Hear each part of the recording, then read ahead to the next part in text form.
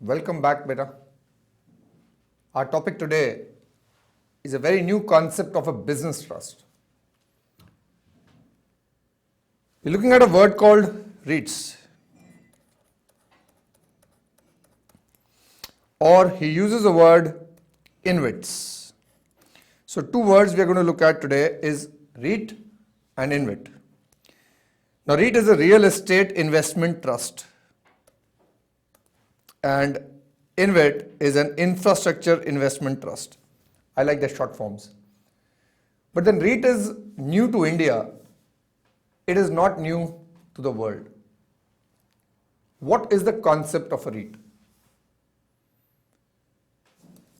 In our country, there is one thing very simply ingrained into our mindset, that we must buy property. Every Indian is taught that you must buy a house. It gives us that security and safety.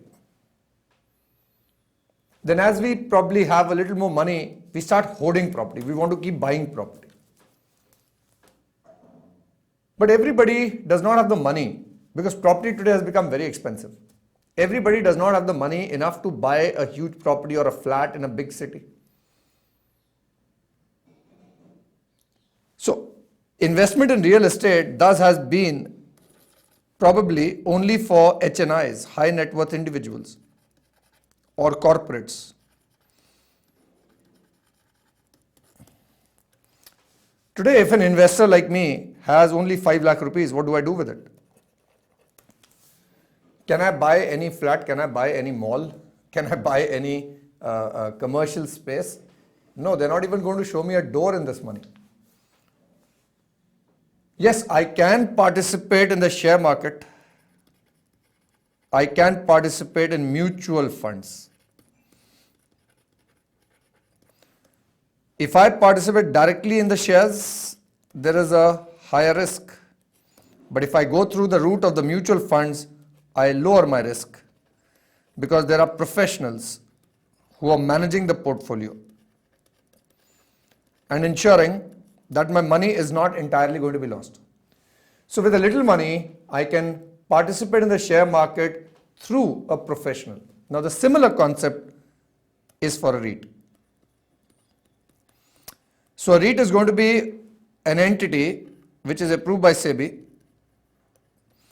where it is listed on the stock exchange. REITs are going to buy property. They're going to buy commercial property. They're going to buy malls, residential property, industrial property, and like mutual funds issues units, REITs will also issue units to the investor.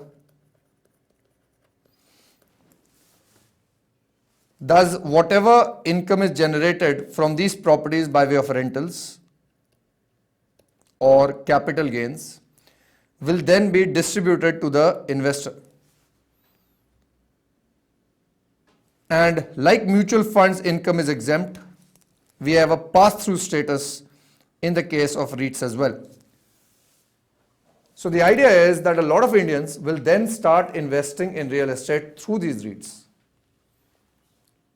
But the provisions of how to form REITs, how they're going to be run, how much money is going to be distributed. In India, they say at least 90% of all income has to be distributed to the investor.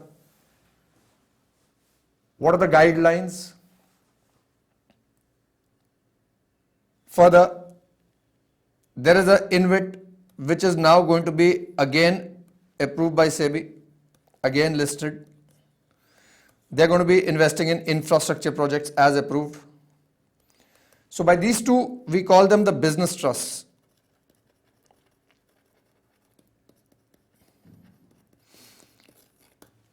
How does it benefit the person who's building the property? Most of the builders will have to take loans.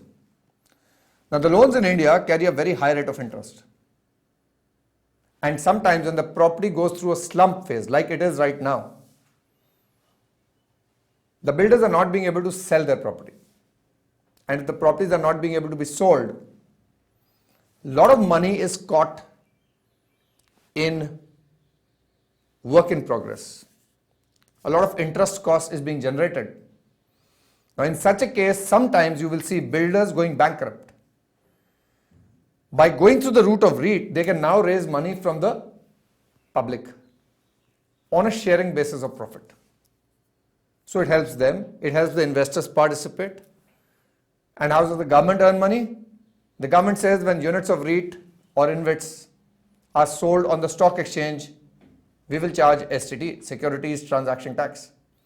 And of course, they will earn through other taxation, as we will discuss during the course of this topic. Now, the history of REIT starts way back in 1960. In the US, as always, President Eisenhower had signed a bill where there is a new approach. We are talking about 1916 US to produce or approach income producing real estate investment. And in 1961, the first REIT was formed in the United States. Even today, United States has the maximum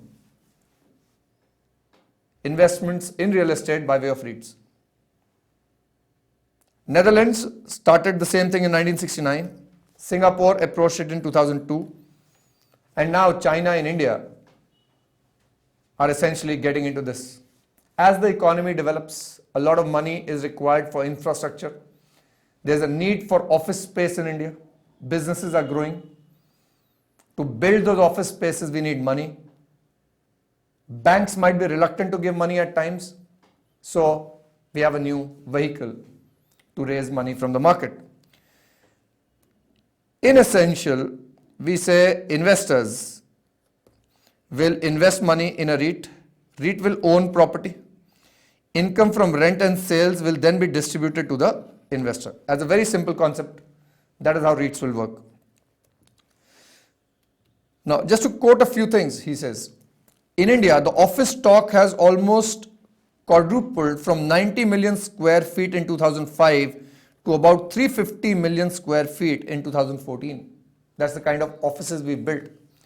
The development activity was supported by several institutional and non-institutional investors such as bank, NBFCs, private equity players, and high net worth investors.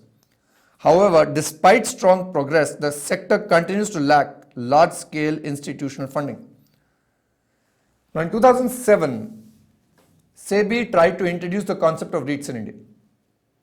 But by then, as you remember, there was a slump that was coming in, a recession that set in. So in 2007, they drafted the real estate investment regulations. However, it had to be postponed due to global financial crisis. Now, in 2013, SEBI started it again. So they introduced the draft measures on how REITs will function in India. But it was generally felt by the industry that without income tax supporting REITs and giving certain exemptions, REITs are not likely to work. So Finance Act 2014, Prime Minister Modi and Finance Minister Jaitley ji have introduced Chapter 12 FA, Section 115 UA to give from 11014 certain tax clarity on the functioning of REITs, which is what you and me are here to discuss. So we say SEBI reinitiated the process in October 13, and after taking industry inputs, amendments to REIT regulations were made and draft allowing setting up and listing of REITs was approved. Post clarification provided in 2014 budget, a final draft was introduced by SEBI in August 14. In our view, introduction of REITs is among important reforms introduced by the government in 2014. I think it's going to probably help in generating a lot of money for the real estate market in the coming years. However, it's just a start. We are expecting the first of the REITs to be formed not before 2015-16. But what is the taxation angle going to be? We say, and before I actually take you through, let me take you through a chart. Now, a lot of provisions seems very complicated,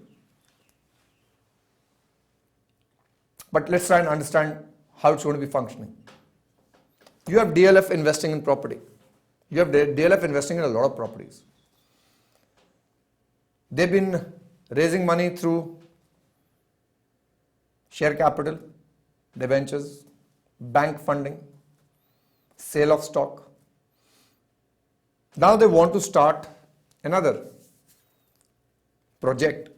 Now for that project, they want to follow the REIT route. So they will have to follow the guidelines. So essentially, we say there will be a sponsor who will start a REIT. The sponsor will then put some property into the REIT. The REIT can then directly buy property, or they can go through a special purpose vehicle. To be able to understand this, we need to go through these terms. Who's a sponsor? What's a special purpose vehicle?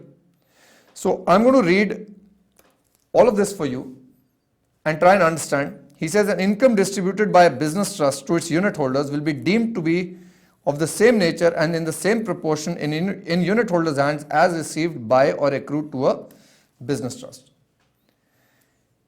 Business trust means a trust registered as an infrastructure investment trust or a real estate investment trust, the units of which are required to be listed on a stock exchange in accordance with regulations made under SEBI India and notified by the central government in this behalf. So essentially, the word business trust refers to both REITs and InvIT's, and they must be listed and they must be formed as per guidelines of SEBI. For example, some of the guidelines say that in case of an investor, he must invest a minimum of 2 lakhs. And the REIT must have properties worth at least 500 crores. So these are some of the guidelines, the draft guidelines, the final guidelines that SEBI has proposed for formation of REITs. But what we are looking at today is the taxation angle of how REITs will be taxed. It allows small investors access to large income producing real estate assets, much like how mutual funds provide access to stocks. He says, the Finance Act has introduced a taxation regime for business trusts, REITs and InvITs. Now, real estate investment trusts. He says business trust means a trust registered as infrastructure investment trust or a real estate investment trust, units of which are required to be listed on a recognized stock exchange in accordance with regulations made under SEBI and notified by the central government. He says a REIT owns and typically operates income producing real estate or real estate related assets. REITs provide a way for individual investors to earn a share of income produced through commercial real estate ownership without actually having to go out and buy commercial real estate. Like we discussed, in mutual funds there are professionals deciding which stocks to buy. So even if you have no knowledge of the stock market, you can still buy good stocks. Similarly, even if I don't know which commercial property or industrial property or mall to invest in, there are professionals who are good with the jobs who will be managing REITs. Therefore, my money will be well invested. He says the income producing real estate assets owned by a REIT may include office buildings, shopping malls, apartments, hotels, resorts, self-storage facilities, warehouses, mortgages or loans. Most REITs specialize in a single type of real estate. For example, apartment communities. There are retail REITs who will only be investing in retail showrooms, office REITs, residential REITs, healthcare REITs, industrial REITs, to name a few.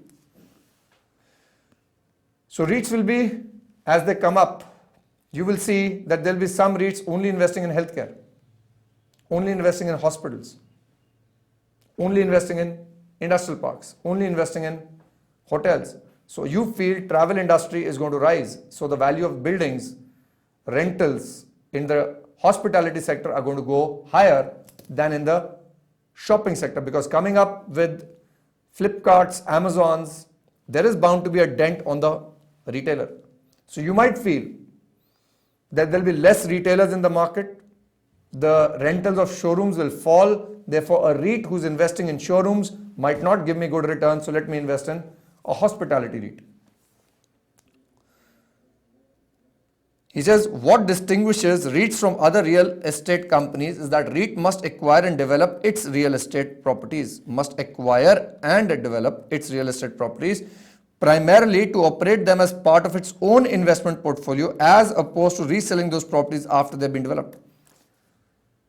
So REITs will not only buy land, develop them, construct hotels, construct resorts, they will also run them, so that the investor is sure that these guys are not running away after they've developed the properties. He's going to keep getting his returns by way of rentals, returns by way of sale of flats, annual rentals.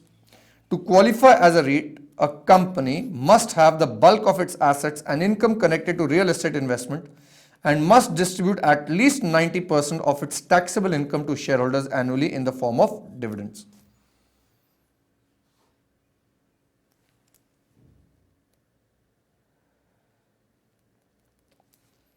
Now, I have just taken up SEBI's draft regulations.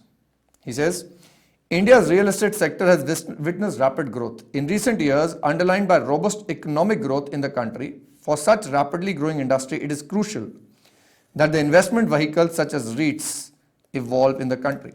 So SEBI says India is growing. The new government says, let's now catch up and go beyond. Let's realize our potential. So we need vehicles like REITs. By the very nature of REIT, it is beneficial to both investors and the industry in different ways. On one hand, REITs provide investors with an investment avenue, which is comparatively less risky than investing in under construction properties. Sometimes you've seen, you've invested in a property and they've told you they will give you possession in 2 years. And today it's 5 years. Still there is no possession. The company goes bankrupt. They stop constructing. Your money goes down the line. So he says less risky and provides regular income. On the other hand, REITs provide the sponsor, who's going to be usually a developer or a private equity, avenues of exit, thus providing liquidity, enabling them to invest in other projects. So a sponsor who will start a REIT, he will get units of REIT. Thereafter, he can sell the units and recover his money. But the REIT continues. Globally, framework for REIT exists in several countries, including United States, Australia, Singapore, Japan, France, United Kingdom. And some of the features of REITs in these countries, he says, these are managed by professionals. In countries where REITs are available for retail investors, they provide an avenue to such investor in properties which they otherwise would not have been able to take an exposure. REITs are also a popular investment option for long-term pools of capital such as pension funds, insurance companies, primarily since regular stream of income helps them in managing regular outflow to their investors. There is a person taking a pension fund, a lot of money going into the pension funds or into insurance companies. Now the insurance companies have to invest it somewhere. For an insurance company, what is most important is that wherever the money is investing must be safe and must give them a regular flow. Now REITs will offer them another option to invest a bulk of their money that they've received from people who've taken pension policies, people who've taken insurance policies to be invested in REITs. So REITs are going to probably ensure a regular inflow of money to the developers as long as they offer 90% of the taxable income to the unit holders as dividend. Listed REITs provide liquidity, thus providing easy exit. Now, because the REITs are going to be listed on the stock exchange, if I have invested money in REITs, like units of mutual fund can be sold, units of REITs can be sold. So it's not as if I've invested money, it's a long-term investment. I can sell the units on the stock exchange as and when I want. Liquidity. REITs bring in transparency and accountability in the real estate sector. Because SEBI is now going to be approving them. SEBI is going to be giving them the guidelines. Income tax exemptions are going to be given. So they're going to be properly regulated. Therefore, it's going to bring transparency. Let's also look at InvIT's. Now in the memorandum, given to the Finance Bill 2014, the Finance Minister is saying, the expansion of asset delivery through the public-private partnership model has increased the number of assets available for financing. The Indian infrastructure and the PPPs are currently in a challenging phase. I think we've discussed the term public-private partnership. We have so many projects, highways being built by NHAI. We have so many ports, dams. All these projects being sanctioned by the government, built by the private sector. Then some of them operated by the private sector, some of them leased back to be run by the government. So we have a public-private partnership coming up for developing this country, developing the infrastructure, improving our economy. Now he says, with the development of existing projects delayed and diminishing attractiveness of new projects to private sector funds and strategic operators, in order to meet these challenges, new investment vehicle structure and infrastructure investment trust needs to be facilitated. So tomorrow, suppose there is a rail project, the bullet train project, coming from Delhi to Chandigarh, and I want to invest in it, because I believe tomorrow this train is going to start running. There's going to be a lot of revenue generated. Now, if that project comes within the infrastructure approved by the government and it is formed as an InvIT, I will have the opportunity of investing in it. You will have an opportunity of investing in it. Now, that's what's an InvIT. So, we are investing in infrastructure. REIT is investing in real estate. So, the salient features of InvITs are, he says, InvITs are proposed to provide a suitable structure for financing, refinancing of infrastructure projects in the country. Obviously, all of this will be notified. Infrastructure is as defined by Cabinet Committee on Infrastructure-wide notification of the Ministry of Finance dated March 1, 2012 and shall include any amendments, addition made thereof. InvIT shall invest in infrastructure projects either directly or through SPVs. In case of PPP projects, such as investments shall only be through SPVs. Now, SPV it's a company. Generally, if I form a company, I have a memorandum wherein I can do anything. So sometimes, you will see that if you're making a company for manufacturing of shoes, well, you will have in your memorandum a lot of activities other than just manufacturing of shoes. But a SPV will be restricted to a particular purpose. So maybe an infrastructure InvIT is into hundreds of projects. But for a project, let's say the bullet train, there's a public-private partnership over here. They do not want to go through a journal InvIT. They want to go through a particular entity created only for that project. So you will form a SPV. Now for that project, the bullet train project, the SPV, which is a separate company formed, in which REIT will have invested the majority money. So just to take you through, we say either REIT can buy property themselves directly, or they can create a SPV. They will have a controlling interest, and the SPV buys real estate or invests in infrastructure. So the sponsor creates the REIT can buy property or invest in infrastructure directly or create a SPV for a particular project and go through that. He says an InvIT which proposes to invest at least 80% of the value of assets in completed and revenue generating infrastructure projects shall raise funds only through public issue of units, and minimum subscription size and trading lot for InvITs shall be 5 lakhs. Rest 20% may be invested in under construction infrastructure projects subject to a maximum of 10%. Now these are things that at the moment you don't need to go too detailed into. These are just guidelines, as I'm saying, given by SEBI on the formation of InvITs and REITs. Since it's a new topic, since it's a new concept, I'm taking you through the detailed discussion. However, once I finish this, well, we will only look at the taxation angle. This is just for our understanding. Now, Listing, as we said, shall be mandatory for both publicly offered and privately placed InvITs. An InvIT shall be a trust with parties such as sponsors, investment managers, trustees, project managers, etc. Let's now look at the taxation regime.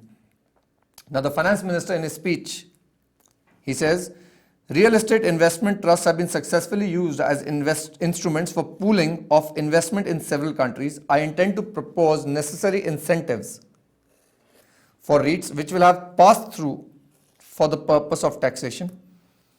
As an innovation, a modified REITs type structure for infrastructure projects is also being announced as infrastructure investment trust, which would have similar tax efficient pass-through status. When we say pass-through, we are going to look at how the taxation is going to be working. These structures would reduce the pressure on the banking system while also making available fresh equity. I am confident, the finance minister says, these two instruments would attract long-term finance from foreign and domestic sources, including the NRIs. Now that becomes very important. We are trying to attract the foreign investment. They are always looking for a higher yield. The real estate sector in India is growing, which is likely to offer them good returns, both in way of capital appreciation and rentals. So we are attracting not just Indian equity, we are attracting the foreigners mainly. They have a lot of money there. Some of these you can read on your own. We are now going to look at the summary of new provisions or amendments to provisions dealing with tax implications of REIT and InvITs. Chapter 12 FA, Section 115 UA has been inserted with effect from 1/4/15, which deals with special provisions relating to business trusts. Listing, we know, is mandatory in terms of SEBI draft regulations. Tax provisions announced will be effective from 1st October 2014. So we say there is a sponsor. He says sponsor is usually a major shareholder of the REIT. In most cases, when the REIT is created, it is the sponsor who injects its own properties into the initial portfolio of the REIT. The sponsor will then retain majority of ownership when the REIT is listed. So sponsor could be DLF. Why just DLF? You have Hiranandani Group, Unitech, Godrej, Lodhas. There are so many big groups into construction. All of them will have the option now to create a REIT. Now, once they create a REIT, they have invested property money, they get units of REIT. Once the REIT is listed, the sponsors can now sell the units. When they sell the units of REIT on the RSC, there is no exemption given to the sponsors. Their capital gains will be fully taxable, STT will be levied, but there is no benefit of 1038 or 111A given here. So, the sponsor creates a REIT, he gets units, and when the units are listed, the price has risen probably. They sell them, they make a profit. Now that is going to be chargeable to capital gains tax, plus sale of units of REIT on the RSC will lead to securities transaction tax being levied, and there is going to be no exemption of 1038 and 111A. So there are guidelines given as to who the sponsor is. Like we said, a REIT is going to be a trust registered. The sponsor is going to put property. He's going to be the creator of the trust. Or there could be a case where, like we said over here, the sponsor has put property and they've acquired units. Or the sponsor could already be owning a company which has real estate. What the sponsor does is it transfers shares of this company, we call it the SPV, to REIT. REIT now has controlling interest. REIT then issues units to the sponsor. At this stage where there is exchange, there is no capital gains. But when the sponsor thereafter sells the units, as we've just discussed, there will be capital gains. And there will be STT and there will be no exemption of 1038 or the special rate of 111A. Now, as per SEBI guidelines, there are safeguards as to who will be the sponsor. For example, they say there will be not more than 3 sponsors. They also say that the sponsor's combined net worth should be at least 100 crores. And individual net worth should be at least 20 crores. And they must have at least 5 years of experience in the real estate development industry. It also says that the units of REITs will not be sold for at least 3 years prior to listings. But as I said, those are guidelines. There'll be a lot of time for you to study them. We are just trying to understand here the taxation angle. So let's keep it simple. If the sponsor has directly transferred property to REIT and gotten units, whenever they sell it, there will be capital gains, STT will be levied, and there will be no benefit of 1038 or 111A. If it is shares transferred to REIT of a SPV and units received, at that time there is no capital gains, but on subsequent sale there will be capital gains and STT will be levied as normally. Now, if a REIT is created, let's say on 1/10/15, and this company was created on 1/1/15, then comes the question as to the period of holding of the units and the cost of acquisition of the units. So we have a period of holding and cost of acquisition, because remember, it's an exchange transaction. So we're going to read what law says. He says capital gains at the time of exchange of shares in SPV with units of business trust to be deferred. There will be exemption given. At that moment, 47(17), no taxable. Then he says, such capital gains proposed to be taxed only at the time of disposal of units by the sponsor. Now, period of holding in such a case will include period of holding of shares of SPV, and cost of acquisition will be cost of shares in the specified SPV. So essentially, whenever the units are sold, whatever is the selling price, the cost of acquisition will be the cost of shares, and the period of holding will start from 1/1/15.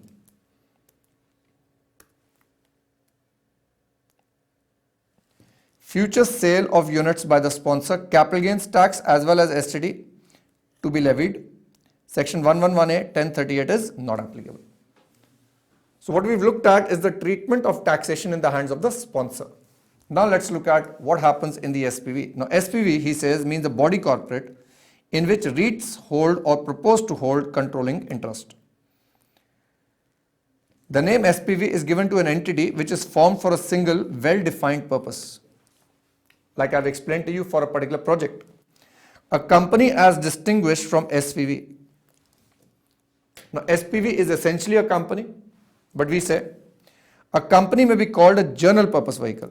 A company may do many things which are mentioned in the memorandum or permitted by Companies Act.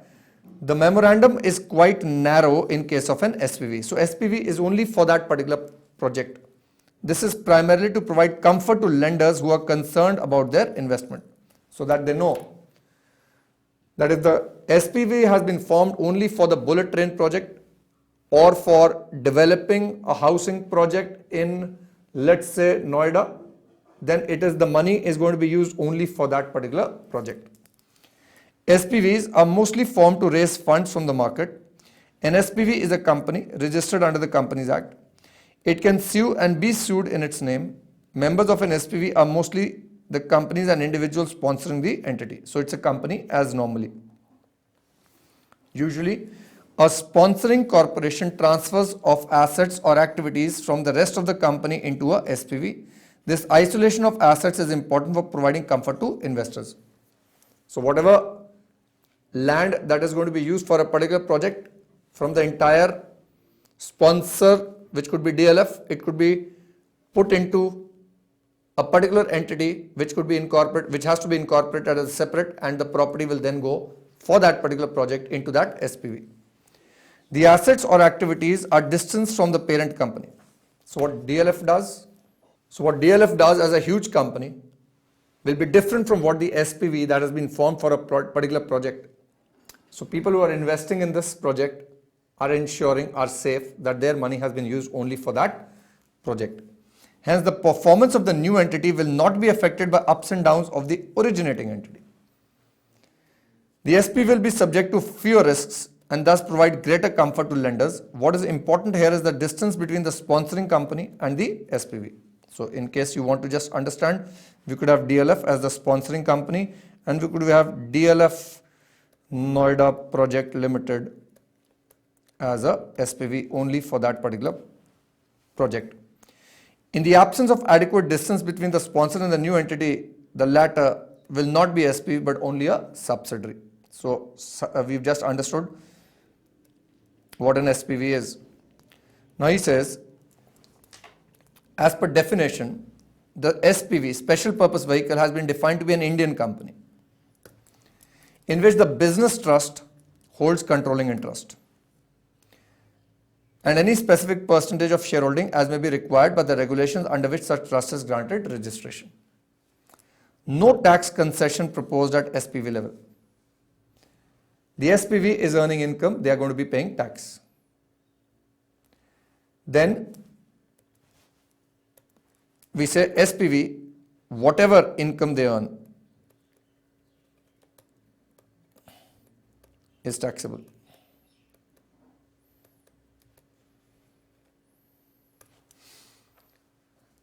Now, on the shares that REITs owns, they're going to be paying dividend. Now, whatever dividend they pay to REIT is exempt in the hands of the REIT, but is subject to dividend distribution tax in the hands of the SPV. So, SPV distributing dividend will have to deduct or will have to, pay dividend distribution tax, but the dividend will be exempt in the hands of the REIT. Now, remember, the investor has invested money in the REIT. They are also going to get a share of the income of the REIT. So SPV is taxed on its income. It could be rental income. It could be capital gains. When they distribute dividend to REIT, that dividend is subject to dividend distribution tax. REIT is exempt. And when REIT distributes dividend, when the share of this dividend is distributed to the unit holder, that is also exempt in the hands of the unit holder. We are going to do examples, but let's first understand. He says interest to REIT.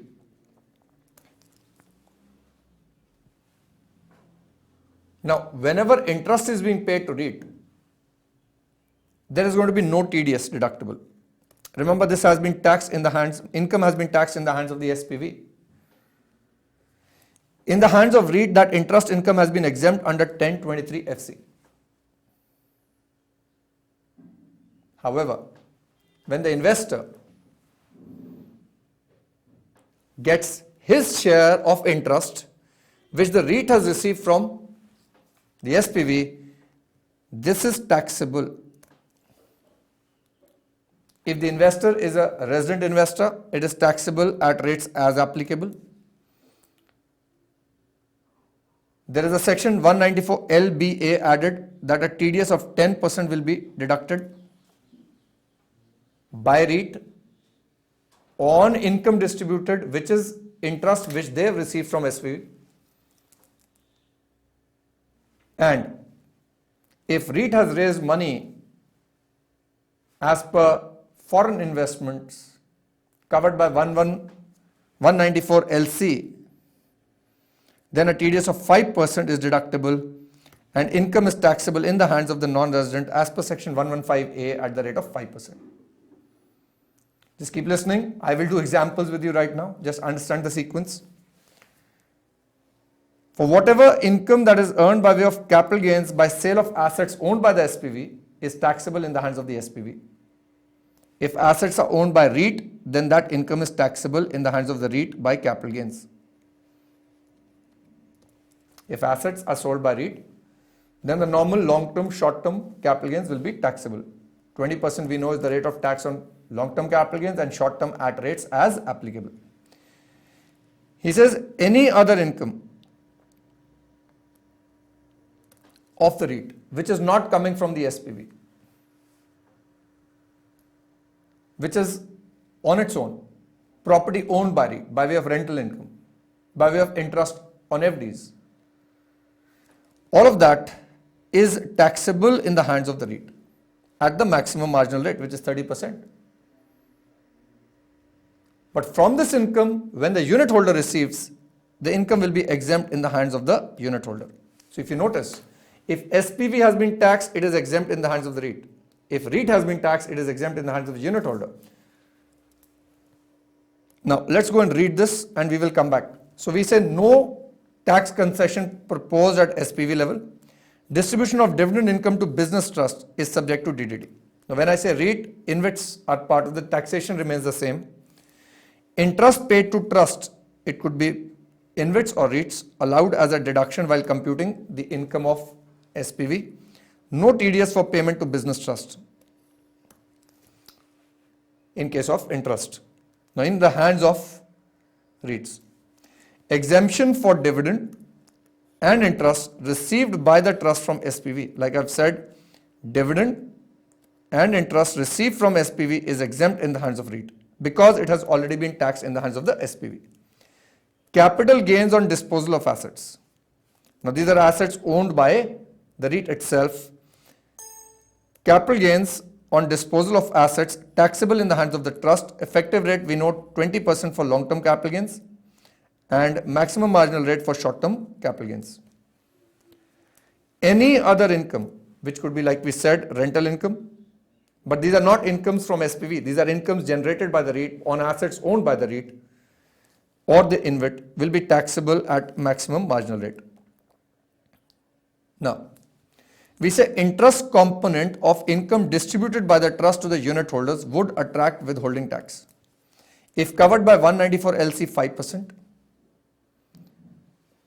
and 194 LBA has now been introduced for resident unit holders, we say it is 10%.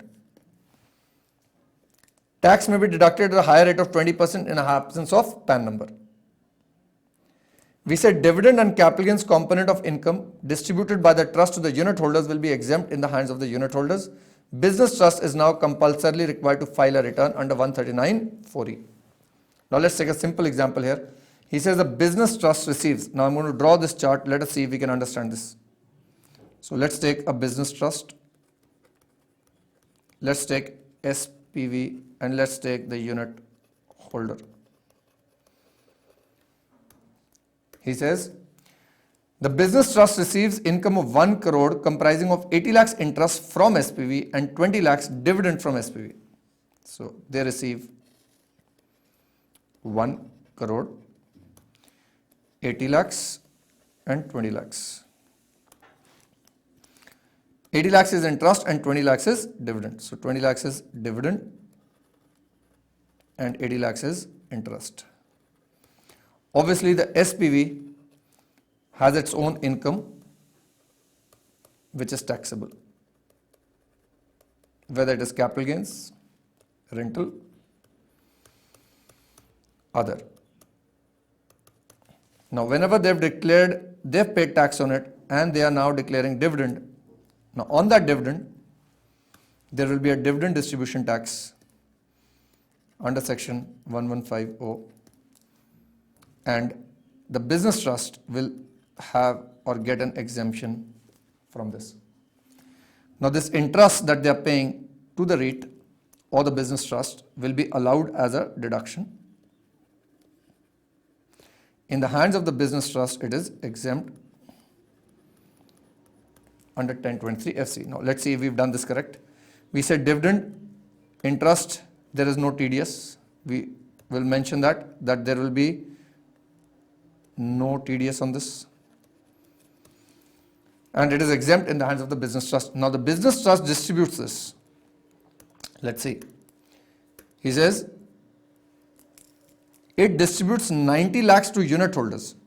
Now, when 90 lakhs is distributed to the unit holders,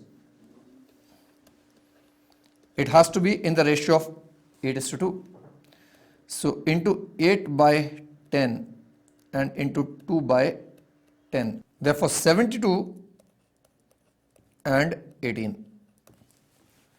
Now on this dividend distributed, SPV has already paid tax, so it is exempt both in the hands of the trust as well as in the hands of the unit holder. So it is exempt. On the interest income, it has been allowed as a deduction to the SPV, thus it has not been taxed there. The SPV has not been taxed, the business trust has been given a pass-through status for this interest. It is not taxed in the hands of the business trust. Thus, it is taxed in the hands of the unit holder. Now, if the unit holder is a resident, it is taxed at rates as applicable. If it is covered by 115A, that is covered by 115LC, then the rate is a concessional rate of 5%. And TDS on this will be deductible under either section 194LC or 194LBA. So I hope you are now getting a bit of clarity on the treatment in the hands of all. Now in the last, what we are going to do is the treatment in the hands of the unit holder, which we've already discussed, but let's read this. He says interest income received by a non-resident unit holder taxable at 5% concessional rate as per section 115A 2AC. We've done this in the chapter on non-residents, and at rates as applicable for resident holders, where such interest represents interest earned by the trust from the SPV. Remember, this treatment is when the interest is earned from the SPV. Because the SPV has been allowed as a deduction, not taxed, there is a pass-through status here, therefore it is taxed here. However, if interest was earned by the REIT itself, which is not from SPV, then the REIT has been taxed for it. That interest will be exempt in the hands of the unit holder. So he says exemption for dividend. Now dividend we know, and capital gains or any other income, rental income other than interest from SPV. We have a section 1023 FD. So all of this is exempt under 1023 FD here.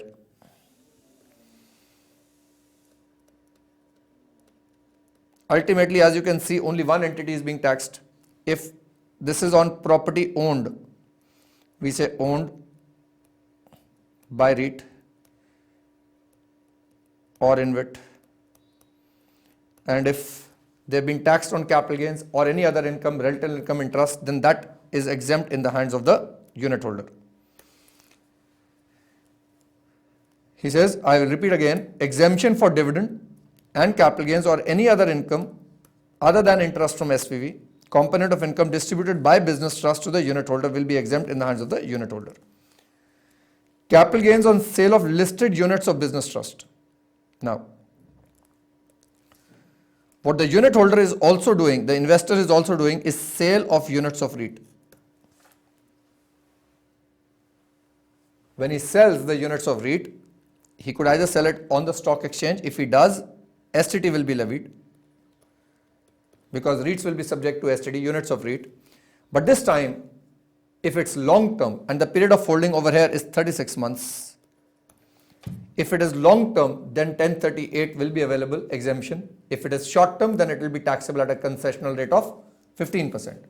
But if it is not sold on the stock exchange, then the long term gains are taxable at 20% and short term are at rates as applicable. So he says where units of business trust on the stock exchange attract levy of securities transaction tax at par with that of listed equity shares, long term capital gains, and the period of holding, we remember, is 36 months, would be exempt under 1038, and short term capital gains will be taxable at 15%. Where the sale of units is off the exchange, long term is taxable at 20% and short term at applicable rates. He says MAT applicable on interest income and capital gains on sale of business trust units, which is in case the investor is a company. If the investor is a company, then these profits will be subject to MAT. Because if you remember, as per 115JB, there was no adjustment for any profit on sale of units of REITs or InvITs. Therefore, if that sale is in the business income, it remains there. There is no exemption. For example, one of the examples, we say XYZ, a REIT registered with SEBI, earns 100 crores income during the previous year. So we have a REIT registered with SEBI. 40 crores as rental income from real estate assets owned by it. I will take you back to the chart. So we come here, other income, rental income, which we know is chargeable to tax. So this is taxable in the hands of the REIT but exempt in the hands of the unit holder. So if I look at REIT and I look at unit holder, let's put it this way, this is taxable here and this is exempt here. 20 crores as interest from SPV. Now the REIT has received interest from SPV, which has been allowed as a deduction to the SPV. It is exempt in the hands of the REIT because there is a pass-through status, but it is taxable in the hands of the unit holder. There is TDS as well. 30 crores as dividend from SPV. Now the SPV would have deducted or would have paid, sorry, my fault, CDT or dividend distribution tax, and it is exempt at both these stages. 10 crores as capital gains. Now this is capital gains on assets owned by it. So it is taxable in the hands of the REIT. It is not received from the SPV, but this is exempt in the hands of the unit holder. He says, suppose REIT distributes 40 crores to its unit holder. A unit holder, Mr. X, receives a 5 lakhs. Now, when we look at 5 lakhs, it is going to be in the same proportion as these incomes. So we have 70, 80, 90, 100. So the only part taxable is 20. So we say out of 5 lakhs into 20 by 100. So 1 lakh will be taxable in the hands of the unit holder. Let's read. Amount attributable to REIT's rental income is exempt in the hands of Mr. X, like we've discussed. Amount attributable to REIT's interest income, 1 lakh is taxable, and we know there is a TDS. Amount attributable to REIT's dividend income is exempt. REIT's capital gains is again exempt. So once you understand the concept, hopefully it becomes simpler. Now there's a question given from the ICAI amendment module. I've given that in the notes. I would want you to read that. Do it yourself. Probably listen to this lecture once more. It's a new concept. And this chart, I believe, will help you understand. So nowadays you can click a photograph, probably take a printout and keep this chart with you. So let us now look at another concept of securitization of trust. You know, as the economy grows, we try and make, or why do we try and make? I think the economy gets complicated on its own. Now let's take a case of banks.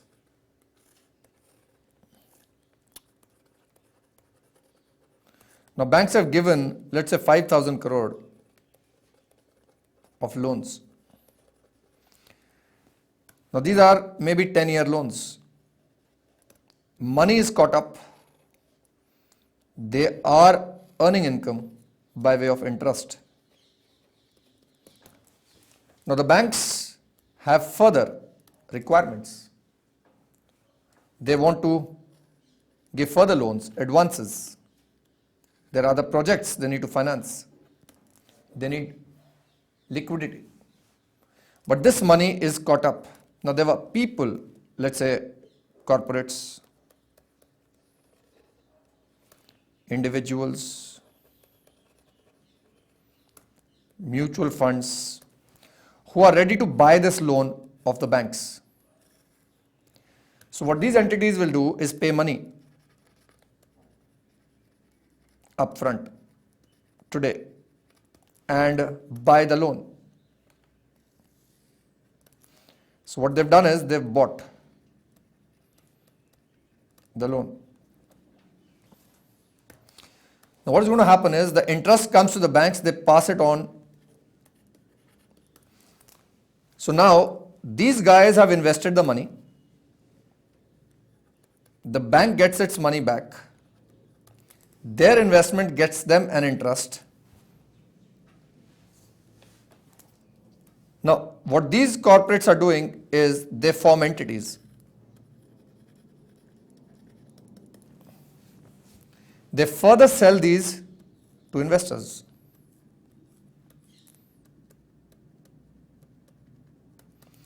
So ultimately, each one is financing his money from another. Now these entities over here will get their money financed from The investors. So interest now that they get is going to be passed on to the investors. So it's ultimately getting the retail investor involved in a lot of activities.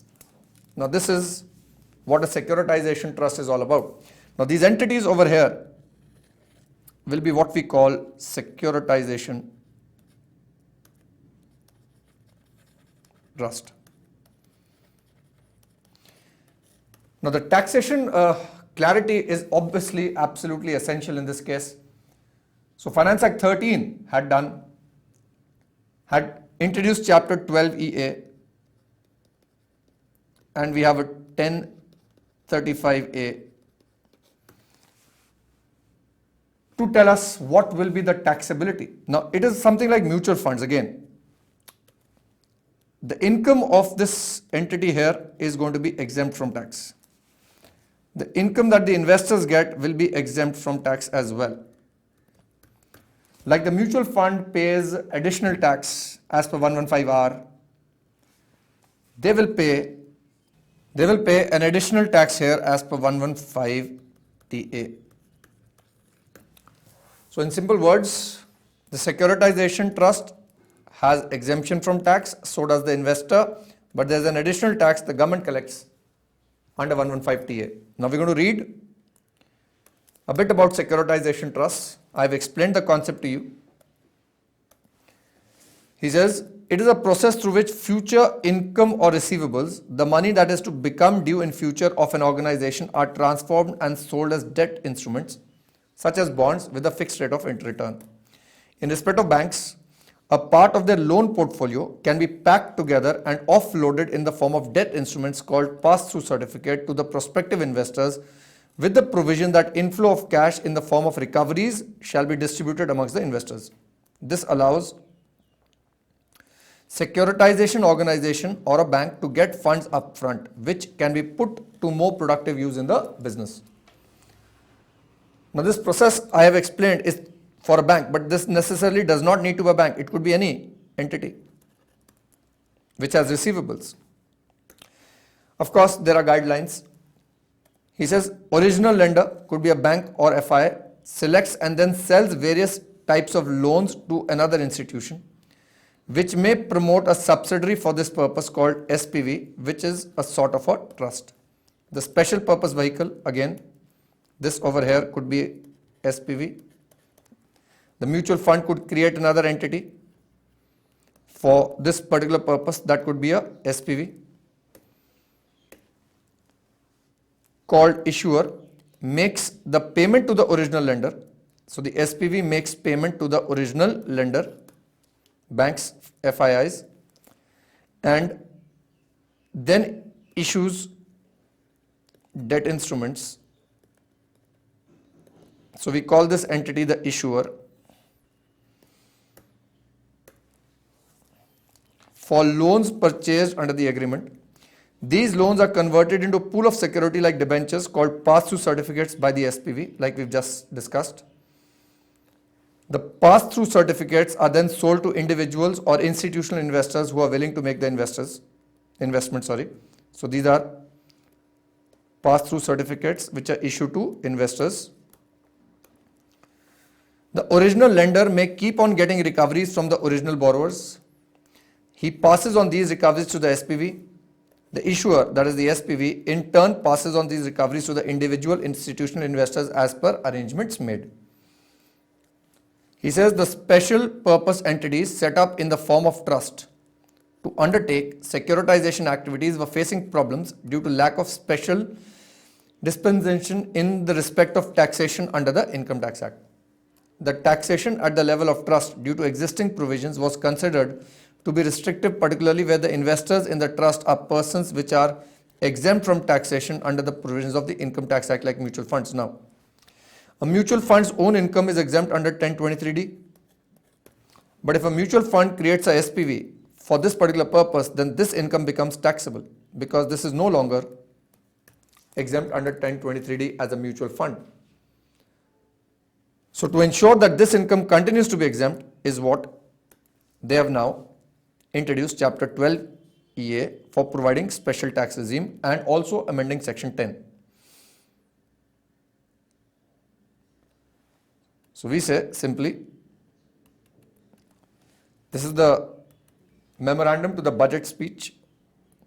He says, in order to facilitate financial institutions, this is the budget speech, to securitize their assets through a special purpose vehicle, I propose to exempt the Securitization Trust from the Income Tax Act.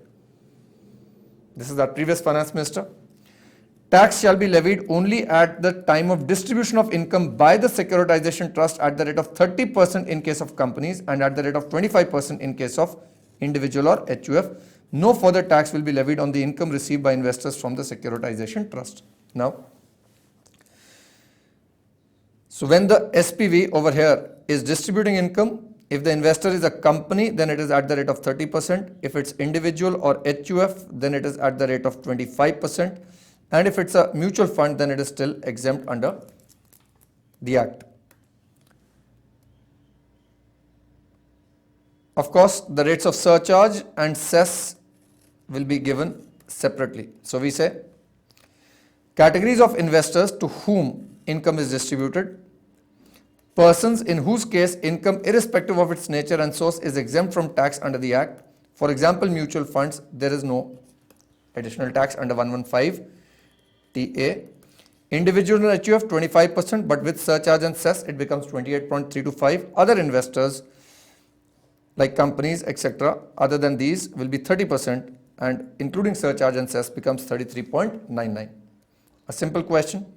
Such tax is to be paid within 14 days from the date of distribution, whichever is earlier, or payment. Now, till last year, a statement required to be filed by the Securitization Trust, but this year, 139(4)(e) has made it mandatory for the Securitization Trust to file a return of income. So, the filing of statement is no longer necessary. The Securitization Trust will not be allowed any deduction in respect of income which has been subject to distribution tax under 115 TA. Just like CDT is not allowed, additional tax is not allowed as a deduction. Similarly, distribution tax under 115 TA is not allowed as a deduction. If there is late deposit beyond 14 days, rate of 1% for every month or part of the month, paid beyond 14 days ending with the date on which tax is actually paid. We've done all of this while doing corporate dividend tax. The same rules are applicable here. The person responsible for payment of income distributed by Securitization Trust will be deemed to be an assessee in default in respect of the amount of tax payable by him. In case the additional income tax is not paid to the credit of the central government, in such case all provisions of the Act for collection and recovery would apply, and in the hands of the investor, 1035A, dividend from trust is exempt. Now, ICI has given a question. It is there in the RTP as well and can be asked in the papers. A simple question. He says, a Securitization Trust distributes income of 10 lakhs to its investors comprising of mutual funds. Now, there is 115 TA. We are looking at tax over here is nil. Individuals on HUF, we've just looked at the rate of tax being 28.325%. So we have 28.325%, and this we know is 33.99%. Compute the additional income tax payable. We can multiply. Assuming additional tax is payable, is paid to the credit of the government on 25th November. Now, 6th of September, we have 14 days. So we'll just look at first calculation. The total tax comes to 229,433. Now, if I add 14 days to the 6th of September, it should be payable on or before 20th September. However, it was paid on 25th of November. So it is 1% per month or part of the month. That makes it for 20th September. So it is the month of September, October and November. So that makes it 3 months. And on this, at the rate of 1% for 3 months, there will be an interest payable. Just a few amendments made by Finance Act 15 while checking the working of REITs. From the chart that we've done, we've seen that in case of the sponsors, in case of the people who created the REIT, they will put some property into the REIT and get units of REIT. At this point of time, there is a transfer, but we know that that has been exempt. When these people sell units of REITs on a recognized stock exchange, it is taxable. And we said the benefit of 1038 and 111A will not be given. Now this has been relooked. For example, sponsors after the listing buy the units of REIT. I say after listing.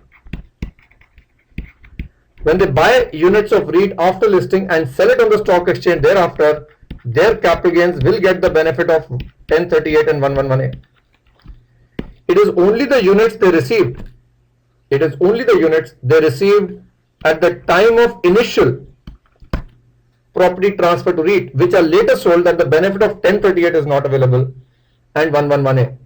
Now that does not make sense because that is a disadvantageous position to the sponsor. Therefore, this has been omitted now. So the law that now says is that when the sponsor transfers property to the REIT and in lieu of that gets units, there is no transfer. It is an exempt. When they sell the units of REIT on RSC, thereafter, it will now be taxable, but of course, the STT will be levied. So securities transaction tax will be levied, but then the benefit of 1038 and 111A as applicable will be now given to the sponsor. So that is one amendment. The other amendment that you need to look at, there are only two. The second one says that where the REIT has invested in real estate through an SPV. So I'm going to try and explain that to you. So we say REIT has invested in a SPV and SPV has invested in real estate. In such a case, whatever rent is received, that is taxable in the hands of the SPV. When the REIT gets it, we know it is exempt. So if I look at that chart, income of the SPV is taxable, but any income received by way of dividend to REIT is exempt in the hands of REIT. However, if we look at REIT directly investing in property, so we say now REIT has directly, not through SPV, but directly bought property. So when REIT has directly bought some property or real estate and they are getting rent, REIT is now being taxed.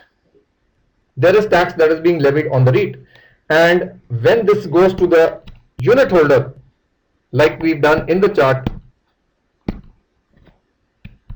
that becomes exempt. So the rental income in the hands of the REIT for assets, as I was saying, if the REIT invests through the SPV in real estate, then the rent was taxed in the hands of the SPV, but REIT was exempt. But if the REIT directly invests in real estate, then the tax was to be paid by REIT, and in the hands of the unit holder, it was exempt.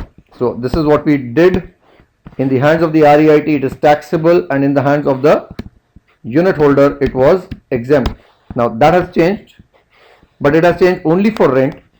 So we say other income of REIT continues to be taxable in the hands of REIT, and it will be exempt in the hands of the unit holder. However, for rent now, this is exempt in the hands of REIT. So now we say this is exempt in the hands of REIT, and in the hands of unit holder, it becomes taxable.